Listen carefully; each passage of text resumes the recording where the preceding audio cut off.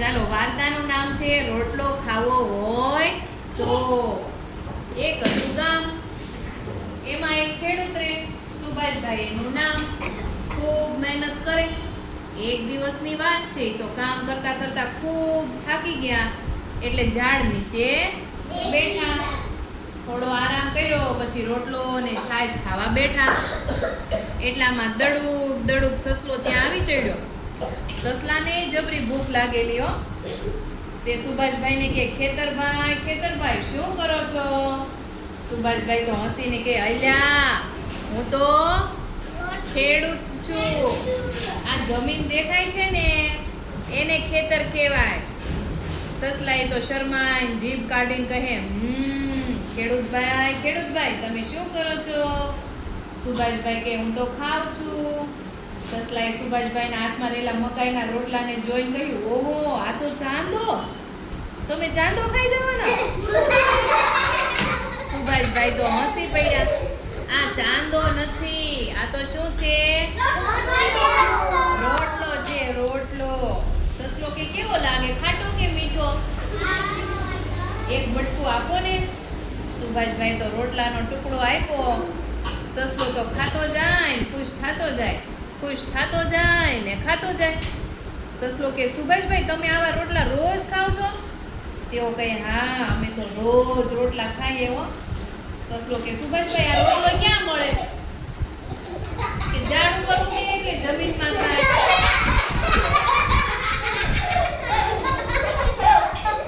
સુભાષભાઈ તો ખડખડાટ તમારી જેમ હસી પડ્યા હો. એ તો ઉગે નહીં ને જમીનમાં થાય નહીં. એને તો શું કરવો પડે? બનાવવો પડે. રોટલાને શું કરવો પડે? બનાવવો પડે. સસલો કે તમને બનાવતા આવડે છે? મને શીખવાડો ને.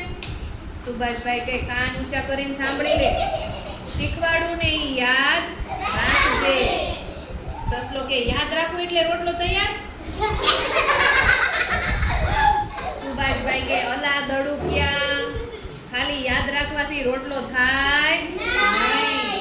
એ માટે તો ખેતર ખેડી એમાં દાણા વાવવા પડે. સસલો કે એટલે રોટલો તૈયાર?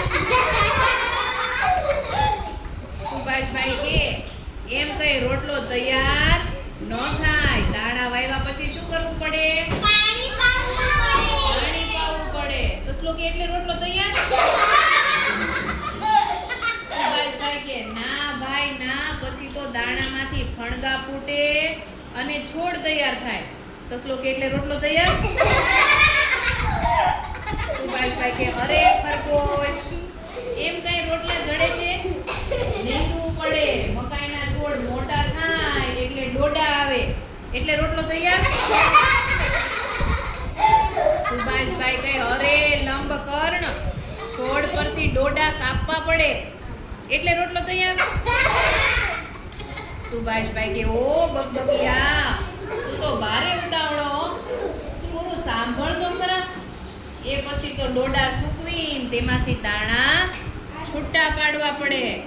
સસલો તો રાજી થઈ ગયો ને કટ દાંતથી દાણા છૂટા પાડી એટલે રોટલો તૈયાર. સુભાષભાઈ થોડી વાર સસલાના દાંત જોઈ રહ્યા અને કહે દાંતથી નહીં, શેનાથી? મશીનથી. સસલો કે યાદ રહી ગયું. ખેતર ખેડવાનું, દાણા વાવવાના, પાણી પાવાનું, છોડ મોટા થાય, ડોડા થાય, દાણા થાય એટલે રોટલો તૈયાર. સુભાષભાઈ કે મોં બંધ કર, કાન ખુલ્લા કર. દાણા છૂટા પાડ્યા પછી તેમાંથી કચરો ઉડાડવો પડે ને, પછી કાંકરા વીણવા પડે. સસલાથી તો હવે રહેવાતું નહોતું હો, અને કે વાહ હવે તો રોટલો તૈયાર. સુભાષભાઈ કે ઓ અધીરા, એ પછી ઘંટીમાં દાણા દળવાના અને તેનો લોટ થાય એટલે રોટલો તૈયાર. સુભાષભાઈ કે અલ્યા સસ્સા, એ લોટને શું કરવો પડે? બાંધવો પડે.